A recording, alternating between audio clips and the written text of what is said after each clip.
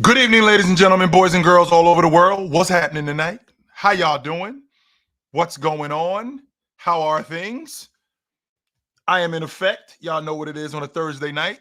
Y'all know how we get down around here. We get down. Um, Peace to all of you listeners all over the world. Peace to all of you haters that hate me. I think that's dope. Thank you very much. I appreciate the hate. And peace to all of you guys that love me too, because I love you too. So, with that being said, let's talk some pro basketball. So, a couple of things are going on, and I talked about this morning, and it's something that I'd like to get into a little bit today, and that is I want to talk about the schedule that just came out. I think that that's important to discuss. Um, they're trying to convert me to being a Miami Heat fan. It's not working. Just because I live down in right, just because I live down in South Florida, and I do get to a couple of Heat games. I've done that. So I want to talk this evening. I'm sorry, more than anything, I want to discuss the TV schedule. And I'm looking at the nationally televised games, right? I'm looking at the nationally televised games, and as always, and if not this season, but in the previous seasons, who is at the top of the list for the most games on television this year? In the 24-25 season, the Los Angeles Lakers have 39 games.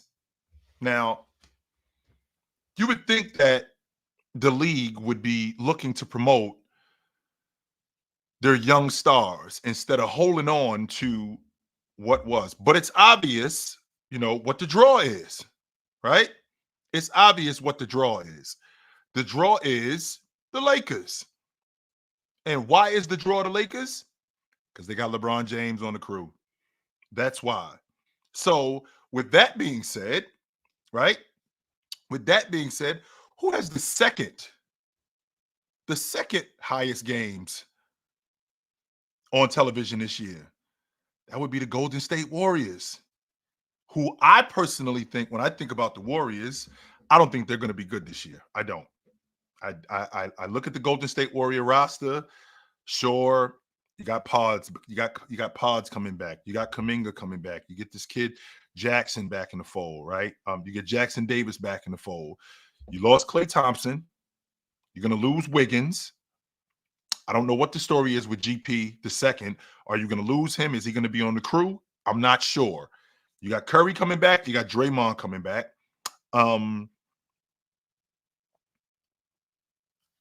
Looney's coming back. Moody's coming back.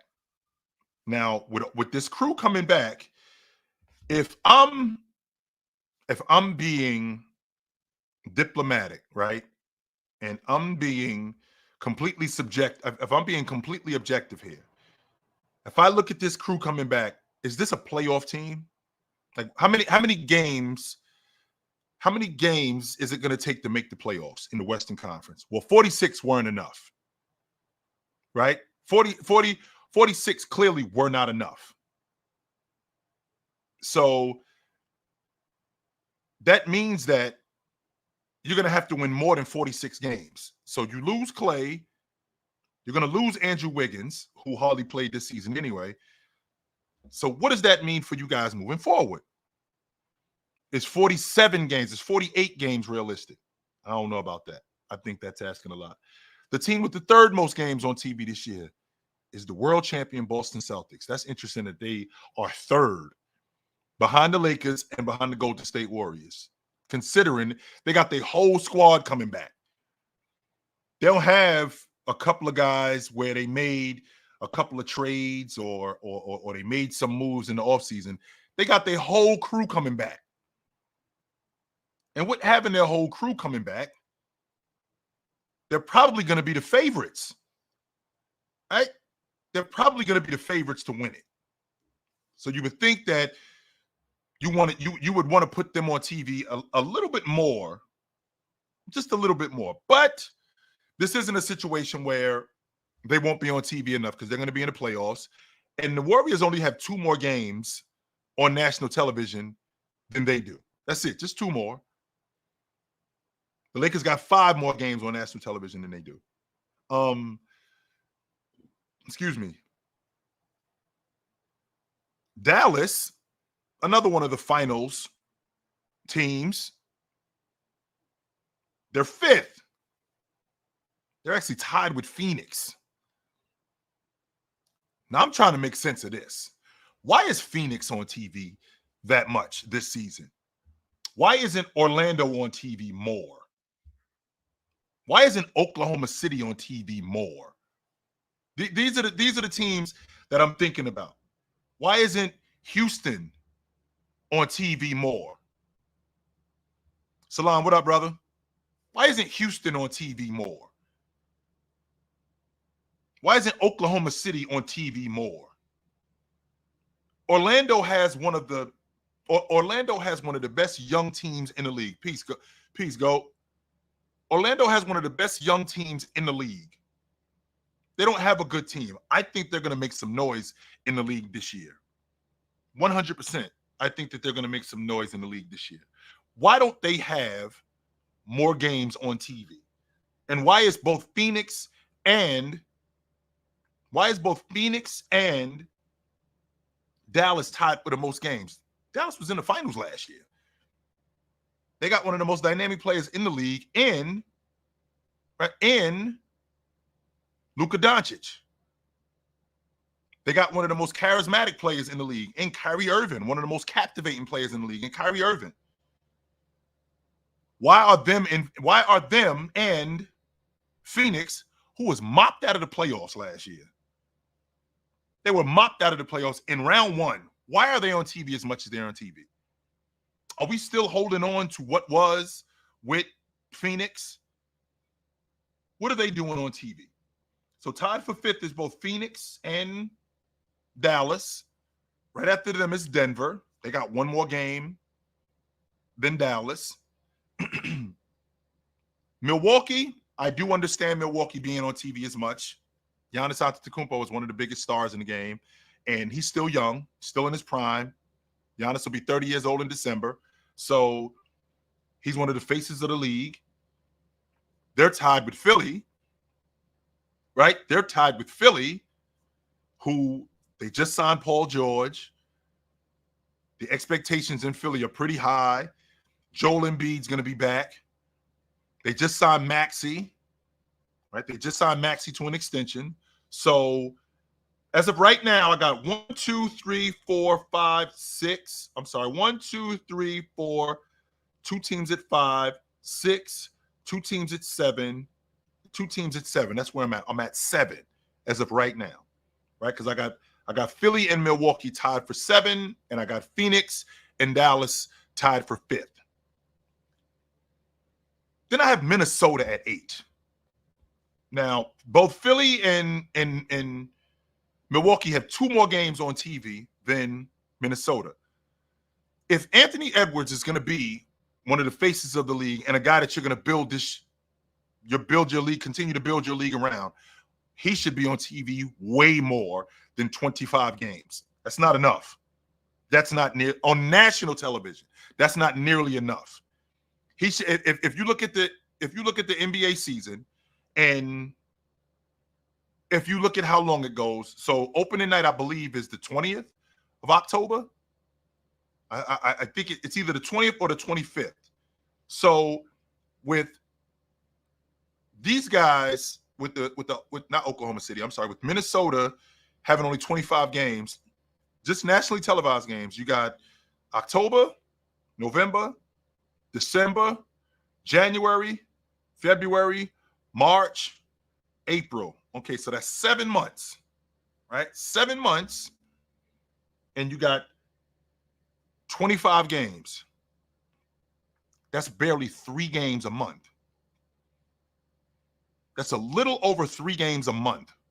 They should be on TV way more than that. Way more than that.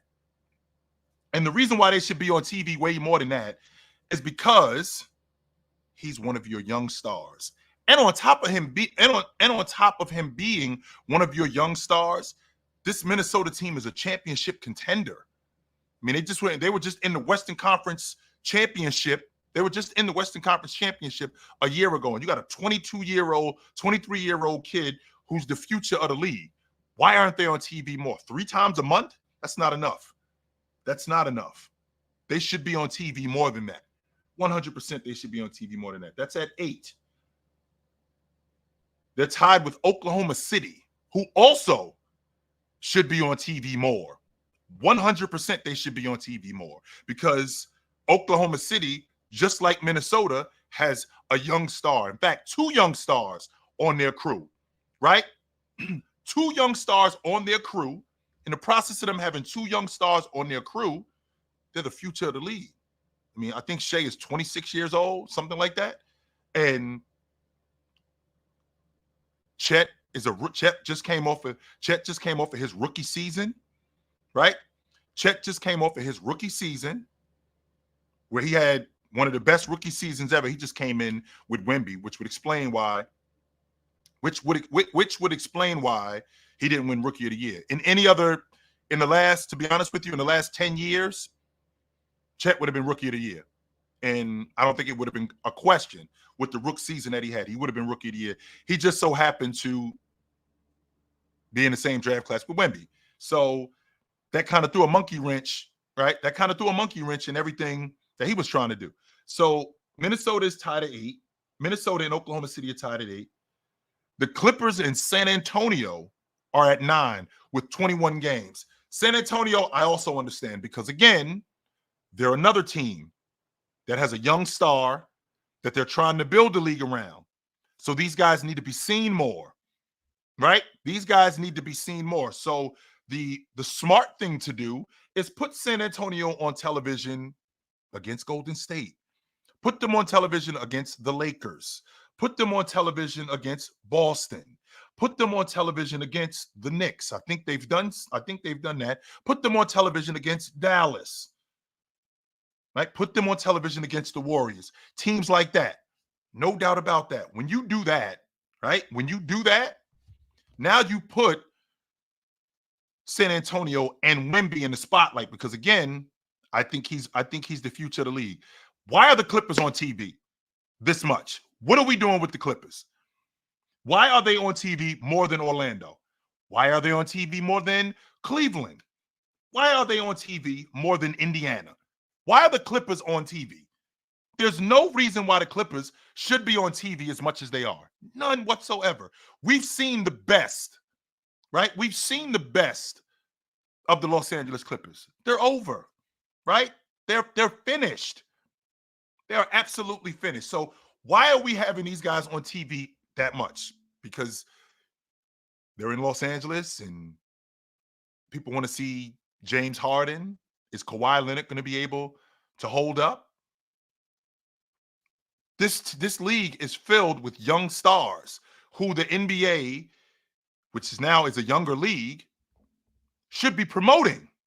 So the idea of promoting guys like Steph Curry and James, and Kevin Durant, like I feel like those days have passed us. Like we got these young guys in the league who are the future of the league, like Paolo Banchero, Evan Mobley, Shea Gilgeous-Alexander, guys like that. These guys are the young stars that are coming up in the league who we need to pay more attention to. And they need to be on TV more. There's a reason why Oklahoma City was what it was when KD and Russ and Ibaka was there. The reason why they were what they were, it's not because Oklahoma City at that time was a huge market. It's because the young players that they had, the NBA promoted them. The NBA put it out there. This is who we're getting behind. We're getting behind guys like we're getting behind guys like Kevin Durant, Russell Westbrook. We're getting behind guys like that. And it didn't help. I mean, it didn't hurt that they had a damn good team, right? It did not help that they had a damn good team, just like Oklahoma City does, just like Minnesota does. And when you put guys like that right? When you put guys like that at the forefront, hey, Brave, don't worry about him. If I suck so bad, why is he here? That's all you have to ask him. If I'm as bad as he says I am, why is he here? I can tell you right now, the one thing that I don't do, if the food is bad at a restaurant, I don't go there. There's no reason for me to go to that restaurant. If somebody is talking and everything that they say I completely disagree with and I think they suck, I don't talk to them and I don't listen to them neither. So if I suck so bad, why is he here? I must not suck that bad, right? I must not be that bad if he's here. But back to my point. My point is teams like Minnesota, right? Teams like Minnesota, teams like Oklahoma City. The reason why guys like Anthony Edwards, the reason why guys like Shai Gilgeous-Alexander are the same would be the same reason why the NBA did what they did with Russ, what they did with James, because Cleveland isn't a big deal, right? Cleveland isn't a big deal in terms of a market. And if I'm being honest with you, at that time, I couldn't care less about Cleveland. I couldn't. The only reason why I watched them because of James. That's the only reason why I was tuned in, because they had this young, fantastic player in James. That's why I was watching them. Same logic for Oklahoma City. I've actually been to Oklahoma City. There's not much going on there. It might be more going on there today than what it was in 2009 when I was there, but there wasn't much going on there when I was there. And they were promoting young stars like KD, like Russell Westbrook. So I don't understand why that isn't going on more. The Clippers should not be on TV. The Clippers should not be on TV the same amount of times as the San Antonio Spurs. They should not. No, they shouldn't. Absolutely not. They should not be on TV as much as the San Antonio Spurs. Memphis is at 11. Memphis should be on TV more. Now, I do understand the logic, with Ja having to prove himself, because Ja was a goofy. Sure, Ja was a goofy, and in the process of Ja being and I'm going to use the term goofy because that's exactly what he was, right? That's exactly what he was. He was a goofy. He did something dumb, and he almost ruined all of it. And he could still do that, but I think that we're in a space where I think we're in a space where he could. I think he's learned his lesson, right? I think we're in a space where he's learned his lesson. And with him learning his lesson, this Memphis team, who I think is going to be right back at the top of the Western Conference, I think that he's learned his lesson. And I think that this Memphis team is going to be a lot better. And the NBA, after Memphis does what they do in the regular season, and then they end up getting busy, right? If they end up getting busy in the playoffs, that's going to increase next year. So this season for Memphis is more of a prove it season, even though they shouldn't have to do that because they got a damn good team, right? They got a damn good team. It's just that health was the issue for them. Health was the issue for them more than anything. So because of that, they're going to be on a prove it. They're basically going to be on a prove it contract this year. And that's fine because I think that Memphis is going to show a lot of people, right? I think Memphis is going to show a lot of people how good they actually are. Cleveland is right behind Memphis. I think Cleveland should have more games than the Clippers, to be honest with you, because they're going to have a damn good team this year. Damn good team. Barring any health issues, right? Barring any health issues, I think that this Cleveland team, I would not be surprised if they were in the East Finals. That would not surprise me. If this Cleveland team depended, barring injury issues, I would not be surprised, especially with a favorable matchup, right? Especially with a favorable matchup, I would not be surprised if Cleveland ended up in the East Finals. That would not surprise me at all because I think that they have the things necessary in order to make a deep playoff run. They've actually advanced. If you think about where they were, okay, so 2 years ago in the 21-22 season, they were a play-in team. The next year, they end up losing to the Knicks in the first round. That's when Jared Allen said the lights might have been a little bit too bright for us. Last year, Donovan Mitchell throws the crew on his back. They win a playoff series. So now it's time to make another advancement. In addition, right? In addition to having some favorable matchups and having some luck on your side. Because that kind of stuff, contrary to popular belief, that kind of stuff matters. Contrary to popular belief, that stuff, what up, Wood? That kind of stuff 100% matters. So I would not be surprised, considering the trajectory that Cleveland is on right now. That would not surprise me that Cleveland would end up in the East Finals. That wouldn't surprise me. Because if I told you, right, if I told you at this time, it's August of 2023, and I told you, yo, Indiana's going to be in the East Finals next year, you would have deleted your subscription to my channel, and anywhere that I was, you would have told me, you would have told anybody that was talking to me. If I would have told you in August of 2023, yo, Indiana's going to end up in the East Finals, you would have taken away your subscription to my channel. Yo, I'm no longer subscribing to him. And anywhere you saw me, you would have been like, yo, get this dude off your show. He has no idea what he's talking about. Meanwhile, Indiana ended up in the East Finals. Whether it was injuries, any of that stuff, they did end up in the East Finals. So is it ridiculous to think that the Cavs, considering they got their whole unit back, not only do they have their whole unit back, I think Evan Mobley comes back better. I think Jared Allen comes back better. I think Darius Garland is going to be better. With these guys being better, right? With these guys being better and having some favorable matchups, why is it ridiculous to think that the Cavs wouldn't be in the East Finals? I'm just saying. So Indiana is got 14 nationally televised games. Miami is at 13, tied with New Orleans. I'm probably in the minority. I feel the same way I feel about Golden State. That's how I feel about the Pelicans. I don't think they're going to be very good next year. I don't. Nope. I wouldn't be surprised if they didn't make the playoffs.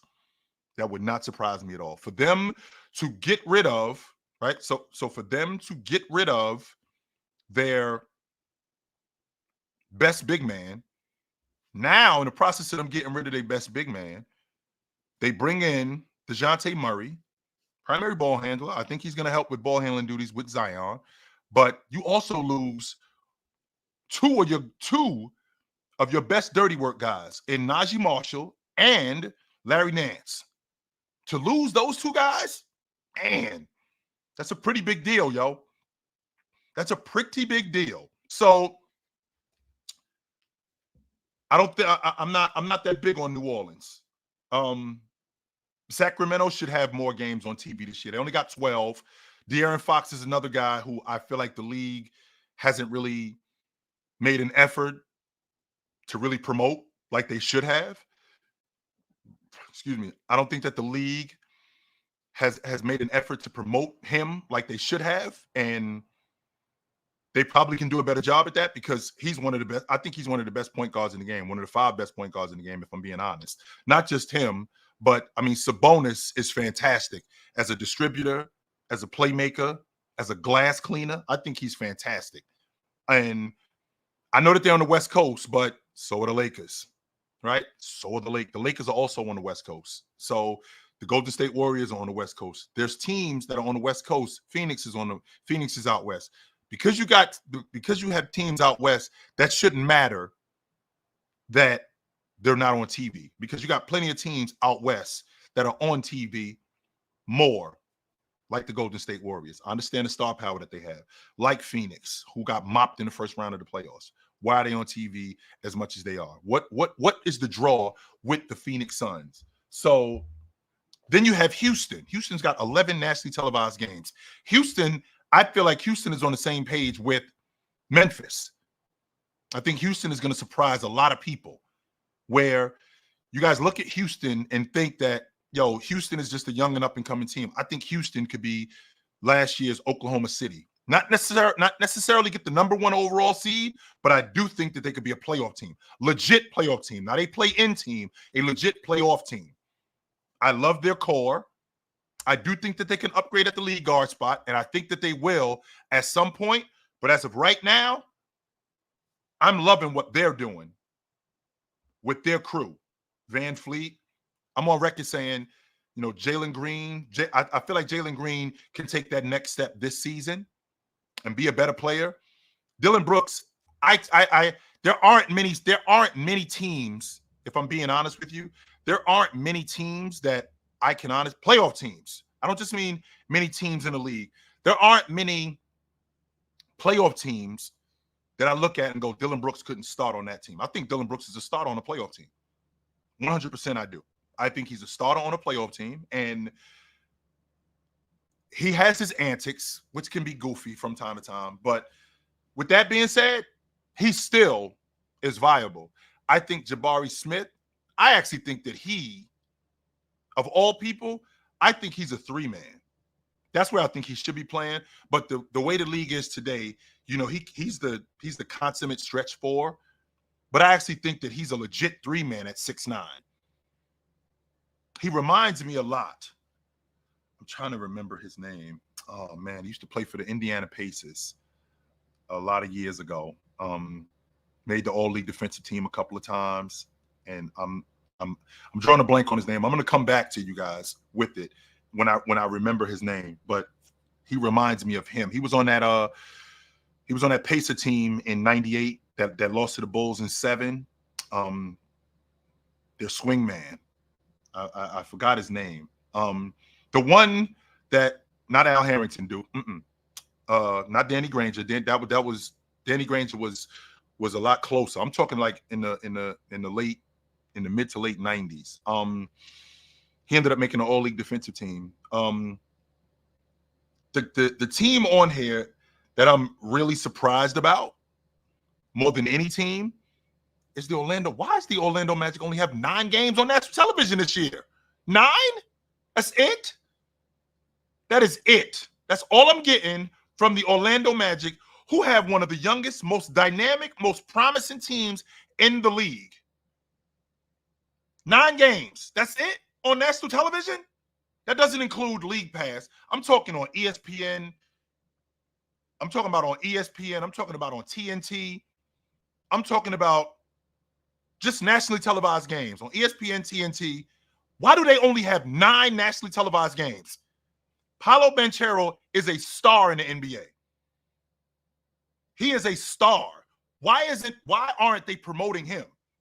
I got people telling me, one of my good buddies is telling me he thinks Paolo Banchero jumps into the top 10 next year. At the end of next season, he thinks Banchero could be we'll be talking about Banchero as a top 10 player. If you got a guy like that in the NBA, if you have a guy like that in the NBA that you think is that good, like Anthony Edwards, Banchero, SGA, if you got guys like that in the league, you need to be promoting them more. You need to promote them more. Why aren't they on TV more? Please don't tell me about the market. I'm not trying to hear that. I'm not trying to hear that market thing. Phoenix is not that big of a market. They're in the desert. Give me a break. Phoenix is in the desert. And the only reason why you care about them is because Kevin Durant is on that crew. You didn't care about them 5 years ago when Devin Booker was on that crew with DeAndre Ayton. You didn't care. You care about that. You care about that crew now because Devin Booker has turned into what Devin Booker has turned into, which he was doing that anyway. He was actually turning into a damn good player.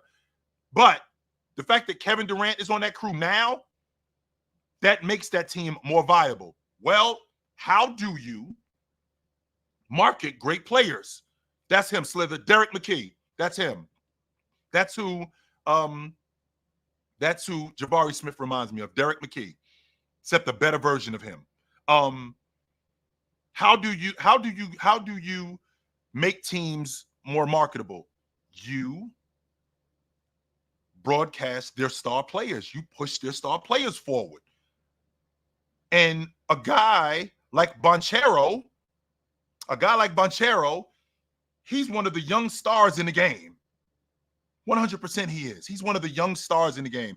He's a guy that if the Orlando Magic, and I'm in South Florida, if the Orlando Magic are on TV, I'm in front of the TV. I'm checking him out. I am. But the thing is the NBA is not worried about me.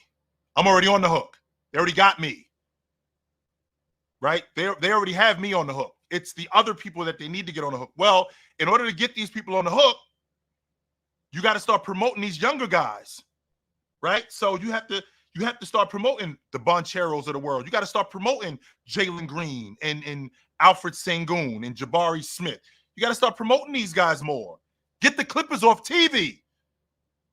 The Clippers shouldn't be on TV. No, they shouldn't be. Not before Oklahoma City. They should not be on TV as much as Oklahoma City. No, they shouldn't be. Get them off the TV. No reason why the Clippers should be on TV as much as Oklahoma City. No reason why the Clippers should be on TV as much as San Antonio. They shouldn't be. They should not be. No. And I'm an advocate of that. So get them dudes off. Get those guys off TV. So now you got teams like Atlanta with 8 nationally televised games, Charlotte tied with Utah, Brooklyn with 5. They tied with Chicago and Washington, and Detroit. I think Detroit's going to be a lot better than what they were last year. And the reason why I think they're going to be a lot better than what they were last year, the main reason why I feel like Detroit's going to be a lot better than what they were last year is because who's at the helm. JB Bickerstaff's a damn good coach, man. He is. Bickerstaff is a damn good coach, and I don't think you guys give him enough credit for what he does as a coach. Bickerstaff knows the game. Bickerstaff is damn good in rotations. He knows how to teach defense. He's damn good at that. I'm not saying he's good at that. He's damn good at that. When he was in Cleveland, Cleveland was a top 5 defense when he was there. And I think he's gonna, I think he's gonna get a guy like Jalen Duren. I think he's gonna get him in that space where he's a better defender. I actually think Jalen Duren is going to be on the Olympic team in 28. I think that Jalen Duren is going to be one of those guys that we're going to have a conversation about being on the Olympic team in 2028. That's why that's why I am an advocate of bringing back tryouts. I think tryouts are very important because I think you can find better fits instead of, okay, this guy, instead of just picking guys out of a hat. I think you can find a better fit. But I don't think the NBA is doing a good enough job in moving forward with their young guys. I don't. I think that they could do a better job at that. So I want to hear from you guys, though. I'd like to hear from you guys. Hear what's on your mind, because I mean we got a young league, and with having a young league, it's important to broadcast your young stars. And the reason why that's important is off the strength that they're the ones that's going to be around the longest. I mean, how much longer is James going to be around? In your estimation, how long do you think how much longer do you think LeBron James is really going to be around? I wouldn't be surprised if he quit after this season. That wouldn't surprise me. If LeBron James decided he was out after this season, that would not surprise me at all. No, it would not. So I got a quick super chat I want to get to, and this is from MP13. He says, how's your afternoon going, OG? What level of players do you think Memphis needs to acquire to secure a top 5 seed in the West? The West is so stacked. I don't think that there's any level of players that they need to acquire. They already have them. If you remember, they were the 3rd seed just 2 years ago. Last season was a wash. Ja got hurt. Desmond Bane got hurt. Ja got hurt. Desmond Bane got hurt. Marcus Smart got hurt. Jaren Jackson got hurt. So last season was a wash. All of these guys are coming back. And you add Zach Edey to that. I think that Memphis is going to be right back in the middle of the Western Conference race. I honestly believe that. I'm not on the fence about that. I'm not thinking maybe. I'm not thinking possibly. I think Memphis is going to be right back at the top of the West like they were 2 years ago. Right back there. So that would not surprise me at all. What up? What's up? Yeah, you don't know this, but Ant is my guy for the future. Actually, he's like my 3rd favorite player of all time behind Stephen Curry and Kobe Bryant. So I'm really glad that they got 25 national games because last year they only had 10. They only had That 10. 25 should be 30. Yeah, no. It should definitely be more It than should have took 25. the team that should have 30 is Dallas, Minnesota, and OKC. I think Orlando should have like 25. They should That's definitely be on TV more than 9 times. for Definitely. sure. They screwed that up. How much Clippers And got? 21 games. The Why Clippers the should not be hell on they TV got? more than Orlando. They shouldn't be. No. Yeah, they They done. should It's not obvious be. they done. It's No obvious they way done. should the Clippers be on TV more than the Orlando Magic. When I'm thinking about the Orlando Magic, I'm thinking about their young stars, how much better they're going to be. Not just how much better they're going to be, the noise that they're going to make in the playoffs. The Clippers should not be on TV. I don't even know what The Clippers not even gonna make the playoffs. Have we seen Kawhi Leonard just over the last 5 years? How many times have we seen Kawhi Leonard play consecutive seasons? Over the last 5 years? Over the last just 5 years. I ain't talking about throughout his career. Just over the last 5 years. How many times have we seen Kawhi Leonard play consecutive seasons? Start to finish. Start to finish, consecutive seasons. So, did he do it in 2019 and 20? He did do that. That was the bubble. They lost to I think they lost to if I'm not mistaken, they lost to Denver. Yep. They lost to Denver. And Denver. in 2021, what ended up happening? He got injured. Got hurt. Missed the whole 22. Missed the whole 21, injured, 22 season. And then in 23, he got hurt in the playoffs. And then last 24. year. So 24. Why are he was on pace? He was on pace for that, but then he got hurt again. Why are the Clippers on TV as much? Kawhi Leonard is not the future of the league. He's not. Yeah, hell no. No, I would have had that as the Orlando's place. But I think the NBA is basically. I think the NBA is like telling them like okay, like we know you did it last year, but these guys are proven. Even though the team's not as good, I want you to do it again.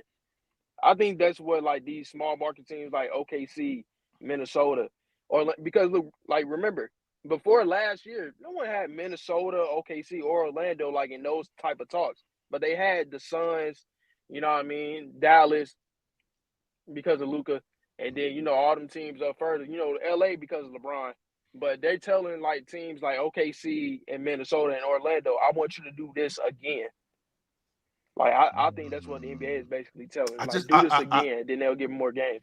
I feel like that's why you have them on TV for that reason right there. This isn't a prove it. This is we're gonna move forward with these guys.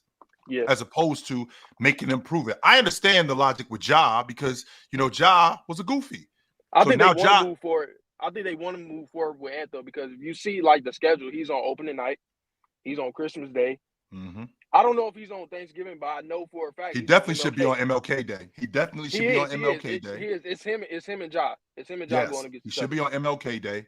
He should be every national holiday, Christmas, opening night, MLK Day, all of these national holidays. He should be on TV. Yeah, 100%. He should be on TV. No doubt about that. He should be on TV way more than James Harden and Kawhi Leonard. No. He should definitely be on TV more than those guys. I think he's on TV on the days that most people are going to like watch the games.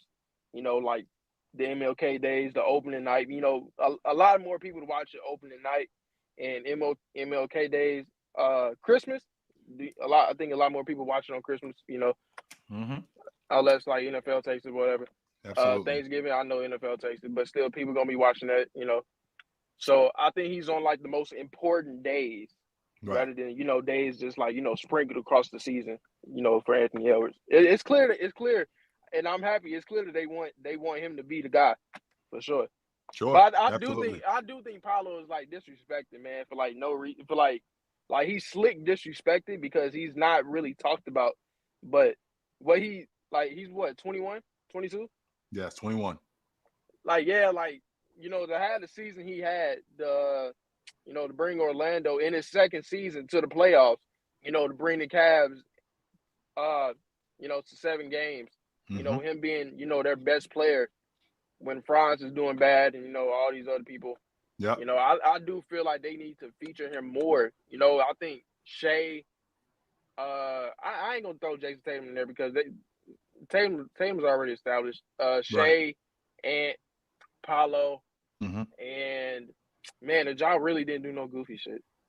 If Ja they would really be right didn't back do in no the middle goofy. of it. So, all right, Marcus, I know where to find you at, brother. Good to talk to you. Yeah. Yep.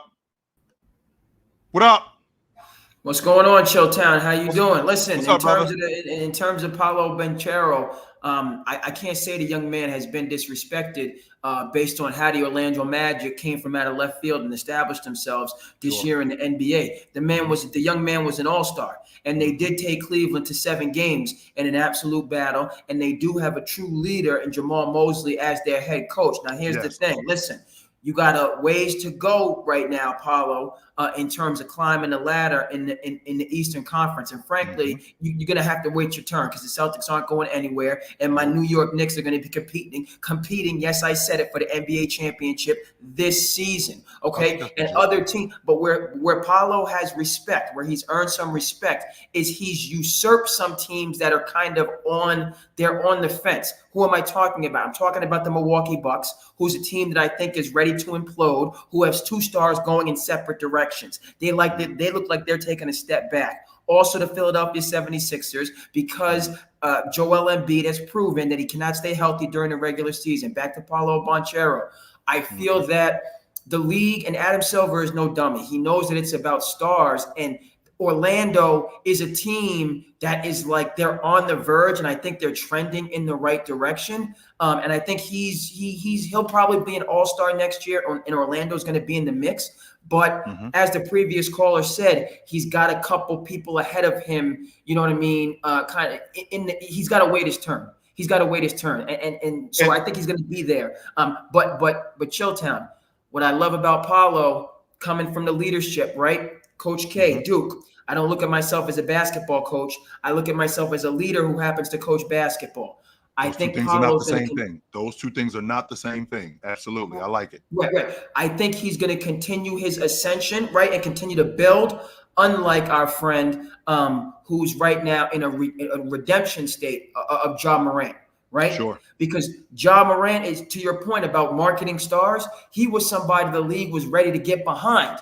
Okay. But he had to have all his homeboys with him out there on the road doing wildness. Okay. Pointing red dots at people's team bus and so the NBA, right? So Chilltown, I just think I love this conversation because the NBA does, I think they keep a lot of stuff under the surface. You know, when players are kind of, you know what I mean, the star players, but I think that creates an entitlement sometimes. Right. And it went the wrong way with Ja Morant. He thought he could just do whatever, whenever to whoever. And because he was a star, the league was just going to keep sweeping it under the rug. And then it just got out of control. And he just kind of spun to the place where he is. With Paulo, again, I like the young man's character. I like him coming from, the Northwest. You know what I mean? You got a lot of good ball players from out that way. Jamal Crawford, amongst others. You know what I mean? And he's going to stay hungry.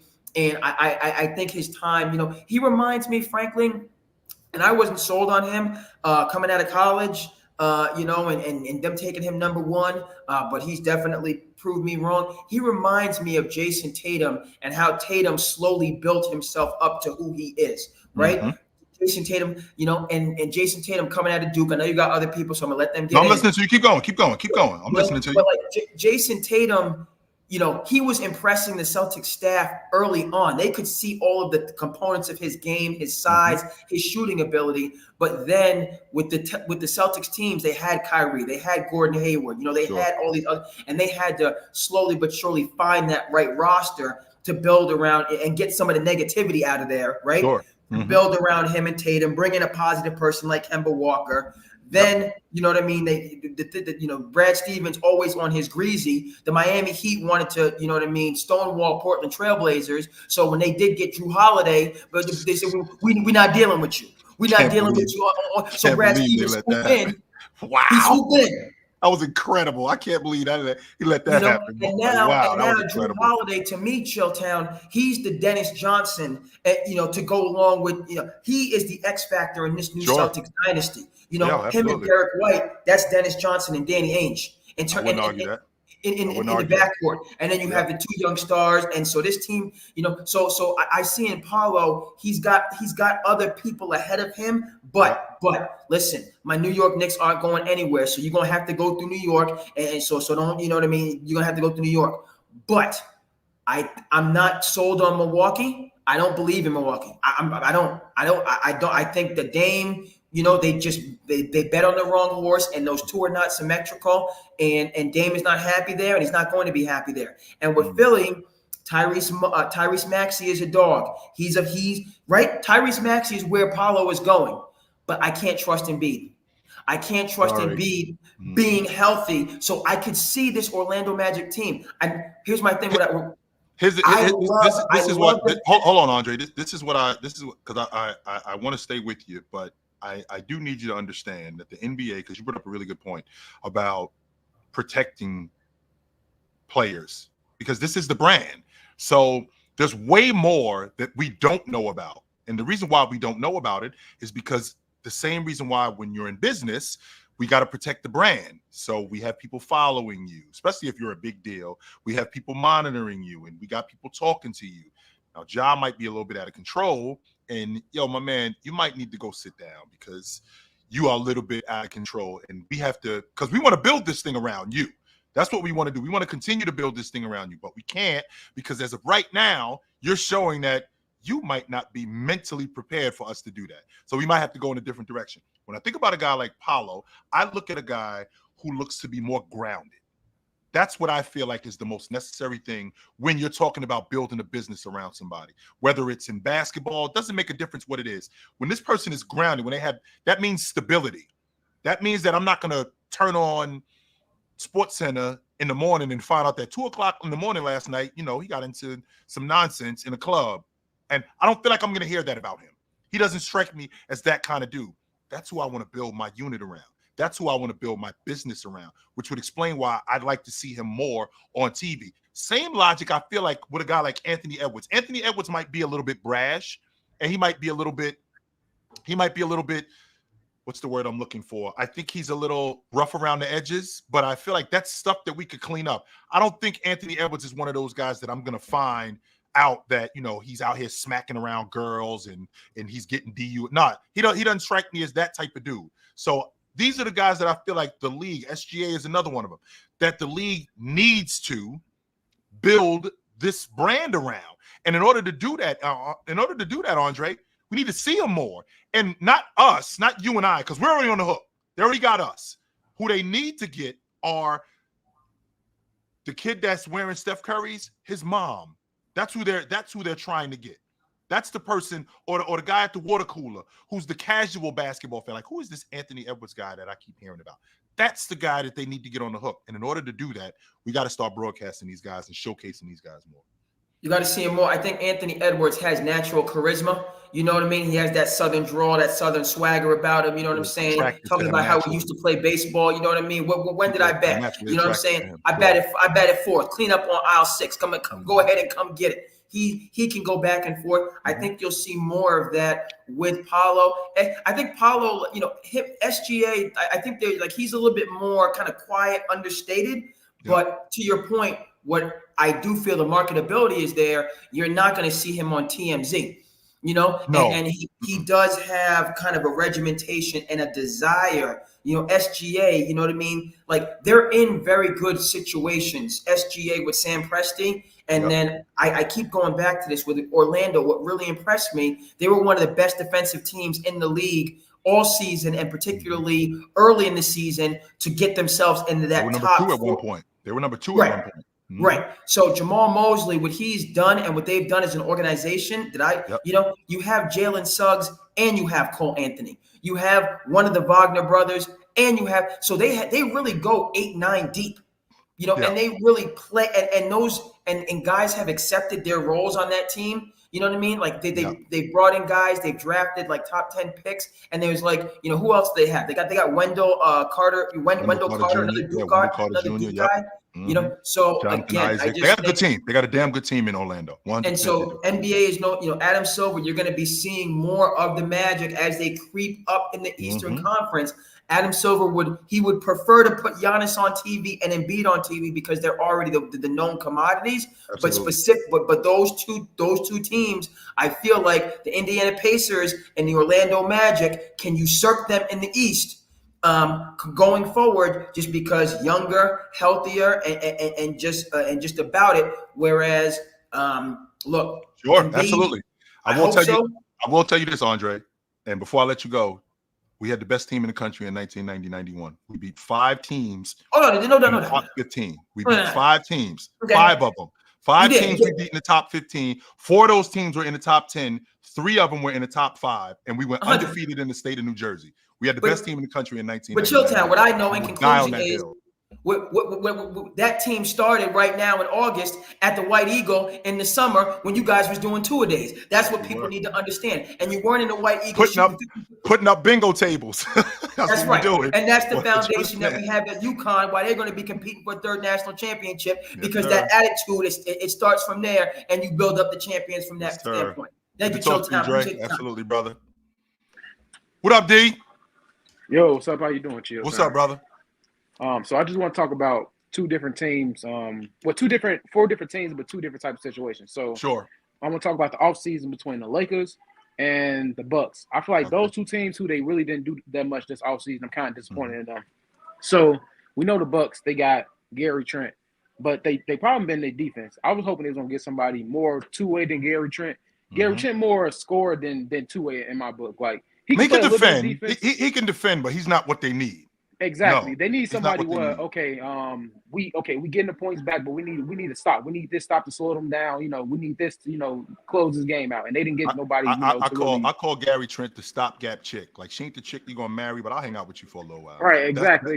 He cool, but it ain't what they need. No. And then the Lakers they didn't get nobody. Nothing really wrong with their core. Like you always say, them keep changing out their teams. It's not good for them. It's good to stick with what they got. Try to build something and build chemistry and what they want to do. But they definitely should have asked something. They should have did something with somebody. Them getting a new coaching staff, that's doing something, of course.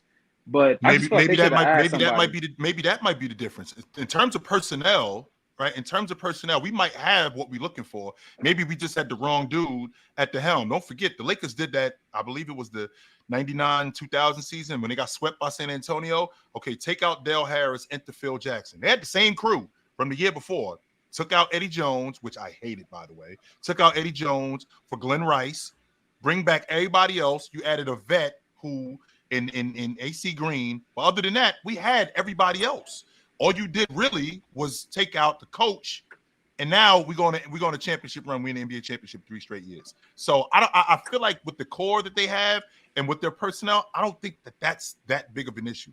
My issue with them, Davion, is I don't think that James knows how to play not being the man. I don't think he knows how to do it. That's why I think that they're done winning championships. Is that, and then I think it's on top of AD not wanting it all the time. It's a mix of both of them. So it's like sometimes, even when LeBron shined away, he said, "All right, AD, take advantage."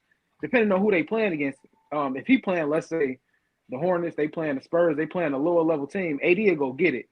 But when it's time to go play against big time players, big time games, not saying he shy away all the time, but he hit that first half. He'll come out. He'll throw a monkey wrench in it for you, Davion. What he'll do? 9 rebounds in the first half, and the game, 22 points and 19 rebounds. No, and then you'll turn around and see him go 40 and 20 on Giannis, and you're like, come on, man, you're killing me, yo. What's happening here, B? What's going on? Exactly. So I really don't know what to do with him. Yeah, but we'll see. We'll definitely see. But good to talk to you, brother. You know where to find me at. Absolutely. All right. Have a good one. What up? What's up, OG? What's up, brother? Can I get your top 5 in the NBA right now? Top 5 players in the league right now. I think Joker's the best player on the planet. I think Giannis is in that conversation. Right after him, I think it's Luka. Right after him, I think it's Jason Tatum. And I think it's either Steph Curry, SGA, or Joel Embiid at number 5. I mean, at number 5. All right.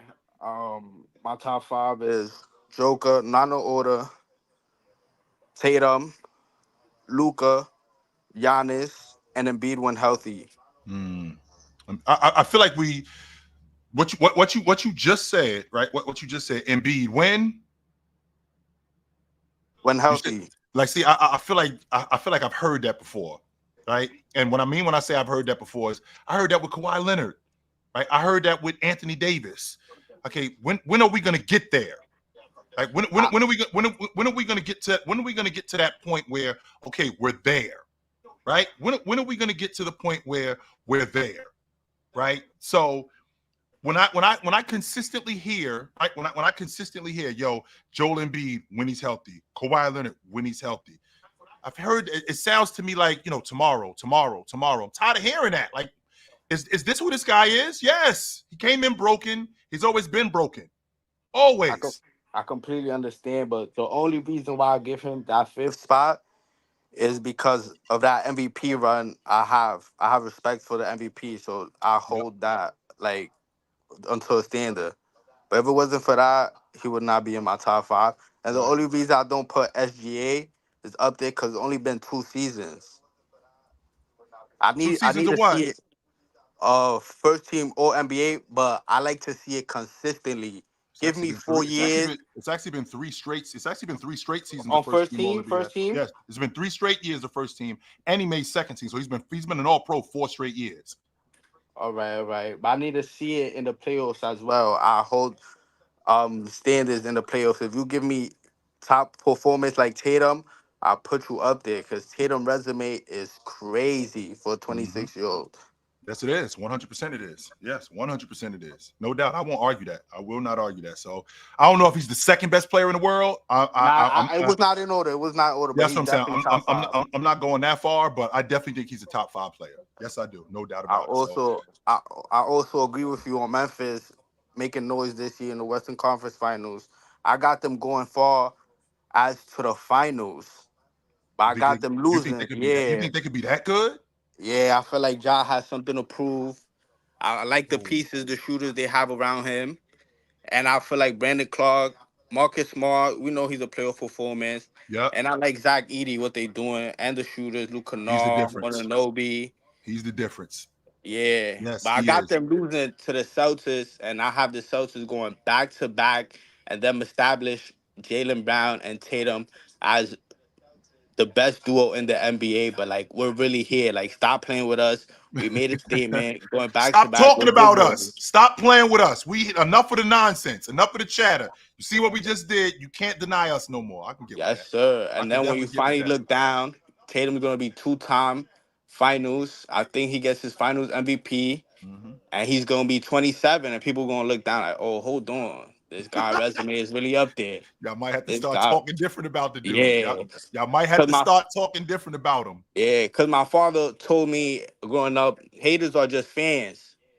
Haters are really fans. Yeah, they really fans because if someone hates you, they really want to be you. Yeah, and I bet Tatum was on the Lakers, Suns. I bet you everybody will really be in love with him. Yes. But that's a different topic for another day. That's what I got to say. Your pops ain't wrong with that. Your pops is not wrong with that. No, they hate you because they ain't you. That's why. Yeah. 100%. Your pops is not wrong with that. So good to talk to you, brother. Likewise. Absolutely. They hate you because they ain't you. 100%. I can definitely get with that logic. No doubt, man. Yes. We now have the schedule out. This is dope. I'm definitely feeling that. I'm feeling the NBA season coming up. I mean, we still got a ways to go. I mean, we're in the middle of August, right? We're in the middle of August. We still got plenty of time to discuss. We still have plenty of time to discuss what the season's going to look like, how guys are getting in shape, what guys are going to come in looking like. You know, we still got plenty of time to discuss that. I do have a super chat from G Firm. G Firm is hitting me from I wish I could say I knew, but shout out to my man Chilltown, aka Chillax City. Shout out to my man G Firm. Absolutely, brother. No doubt. I appreciate you. So yeah, we still have plenty of time to dissect what's going on in the season. The schedule, like I said, the schedule just came out. I'm gonna go over it. I'm gonna be able to talk a little bit more about what I see in terms of how many wins I think this team could have. I mean, I was in a debate last night when I was talking about the Lakers in the 80s. I mean, they had a 9-year stretch where they won 591 games. I mean, that's 59 games a season for 9 straight years. It's almost, what team is winning 60 games a year almost for a decade?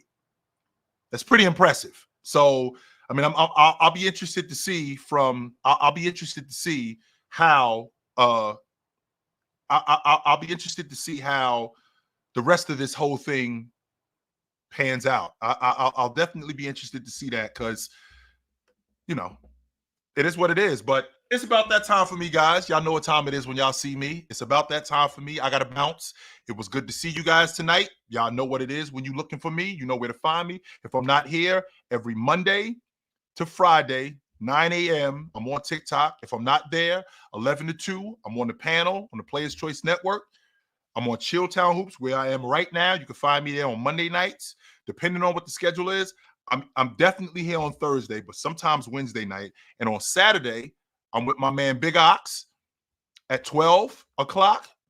At 12 o'clock Eastern, we do Chill with Chill on the Players Choice Network. So I'm not hard to find, guys. I am not. And just because the season is over does not mean it's over. We are still here. We're not going anywhere. I will be here for as long as I can be. So I will see you guys soon. But until then, put on a suit, drink water, don't drink and drive.